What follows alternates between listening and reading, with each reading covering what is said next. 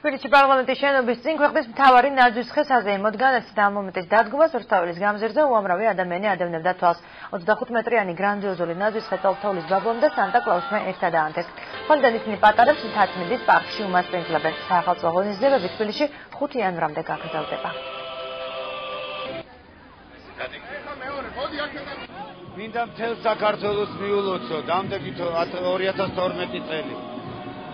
აჭარას, კახეთს, სვანეთს, რაჭას, გურიას, ყველა კუთხეს მოვეფერები.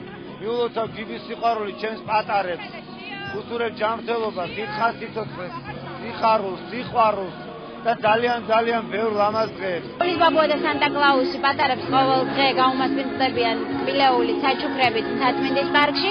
განსაკუთრებული სამზადისია 31 დეკემბრისათვის აღმაშენებლის გამზირზე 12 საათიდან 6 საათამდე წარმოდგენილი იქნება კოსტიუმირებული სანახაობა, ერთგვარი საახალწლო მსვლელობა, რომელშიც ძალიან ბევრი ადამიანია ჩართული, მსახიობები, ცნობილი სახეები, სხვადასხვა ზღაპრის გმირები, პერსონაჟები და ეს ყველაფერი დაგვირგვინდება 31-ში ღამით გალა კონცერტით, რომელიც ასევე 11 საათზე მარჯანიშვილის მოედანზე გაიმართება.